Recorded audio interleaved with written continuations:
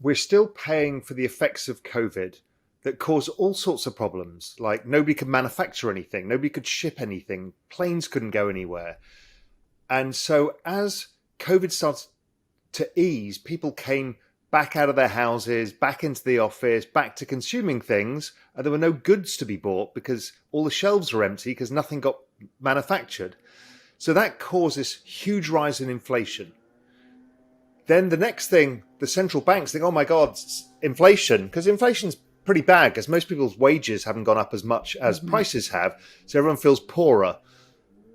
So the central banks think, God, we need to do something about this. So that's the Federal Reserve and the Bank of England and all these guys, and they raise interest rates. And that usually slows down the economy. And it has. The economy is actually falling off a cliff because they probably over-tightened. So even though we kind of know things are bad, the forward-looking stuff that I look at using my kind of macro framework suggests things are going to get really quite ugly over the next 6 to 9 months. So what the Federal Reserve are doing when they raise interest rates is they're taking what's known as liquidity out of the system. A whole bunch of asset prices. So the stock market fell. I think the Nasdaq's down 30% as we're speaking, and the S&P's down 25%. The bond market collapsed. It's one of the biggest falls in the history of the bond market. Housing prices are coming down very fast. The price of oil to the price of commodities has collapsed. The price of cryptocurrencies has collapsed. So it's been a really, really tough 9 months in financial markets and for people's savings and investments and potentially for their jobs too. So crypto is a function of two things: technological adoption and the macro, the liquidity that the central banks are providing. Those two things are the key drivers. So if you zoom out of a log chart of crypto that everybody always tells you to do, you can basically see things like Bitcoin go up, just up over time, and up a lot. But it's very volatile. You get these kind of big ups and downs. So the question is what drives the big up, and then what drives the ups and downs? The big up is driven by the adoption of technology. There's now 300 million people using cryptocurrencies or investing in cryptocurrencies. It's growing at about 100% a year or so. It's the fastest adoption of any technology the world has ever seen.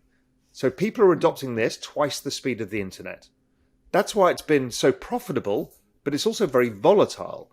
And it's very volatile because when the central banks remove liquidity, which they've done in 2013, 2015, and various other points, cryptocurrency collapses because there's less money around for people. And this particular example, what's just happened over the last year, is to do with the fact that most investors in crypto are actually retail investors, and they dollar cost average. So they put in some of their paycheck every month. Now, the issue is if your paycheck's gone down, in purchasing power terms, you have less money to invest. So that's right. But then if you think of the big financial market participants that we've been waiting for to enter the market, some of them have. So these are the big pension funds and hedge funds and others. They're also struggling from lack of liquidity because their portfolios are going down from what the Federal Reserve are doing. So they have less money to put into crypto. So I spend a lot of time speaking to these big institutions and they're all ready to get involved, but they just don't have the cash right now, much like we don't have the cash because everybody's feeling the pinch. So if everybody's feeling the pinch, it's not going to drive up the price. But once this situation eases, it'll start driving up the price. Now, there's another piece of magic that happens with crypto, is crypto doesn't do well in inflation because of the reasons I said. But when the central banks start printing more dollars or euros or pounds or yen or whatever it is, that's called debasement of the currency, quantitative easing. And that is when crypto does really well. So one of the reasons I've been very closely following the prices in crypto recently is because as we start getting a worse and worse economy, we know eventually rate rises will give way to rate rises will give way to rate cuts. Quantitative tightening will go to quantitative easing. And those conditions are literally perfect for cryptocurrencies. And you can see the markets are trying to test this out now. They've been basing for since June, set of products, whether it's Instagram, Facebook, WhatsApp.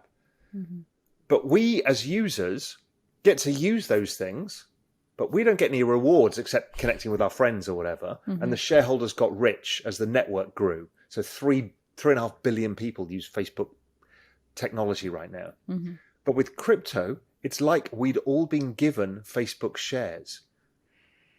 So imagine if every time you logged into Facebook or used Facebook, you got shares. So if you own part of the network, well, what are you going to do? You're going to tell everybody about it, which is why you get this kind of weird world of everybody shilling cryptos, because it increases the size of the network and therefore the value goes up. So it's viral by nature. It's kind of designed to be viral. So it's very difficult to stop because of the human psyche behind it. What is the actual utility of cryptocurrencies as it stands now, whether it's the ability to transact, other use cases, and what do you see as the main use case for crypto in the next decade or so? So crypto breaks down to a whole bunch of different things. So you've got at one level with Bitcoin, which is like an asset that the central banks and the governments can't mess around with. Okay, so therefore over time it should maintain its value. Now, it's very volatile still because it's still early in its adoption. But then it's spilled into culture and tokenization of culture and community and brand.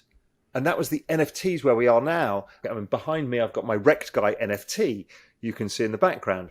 That's a sign of basically Web3 community, what I stand for in the space, social identifiers, that all comes here. Also, the other thing that's coming is ID. So identity online is a nightmare right now. We've seen all of the rise of the bots. We've got the rise of AI to deal with, deep fakes.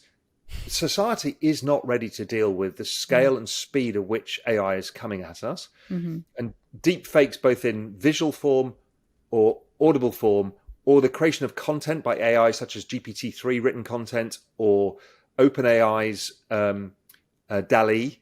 All of this stuff is terrifying. We don't know who's a human and who's a robot, who's trying to use us and who isn't.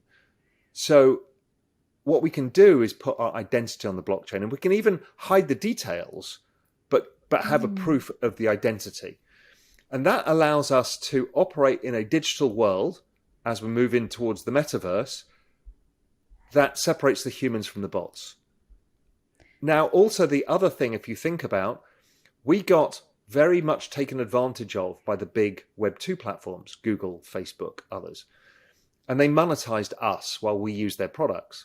But they monetized us in a way that was quite egregious because they gave away our identity and sold it to others. So people monetize us. But once you've got your own identity, you can decide who can monetize you and who not, and how much of the economics you want to share with them. So it's going to create a very big difference in the web. And we need this kind of stuff, all of this, for where the web is going, because it's moving so fast.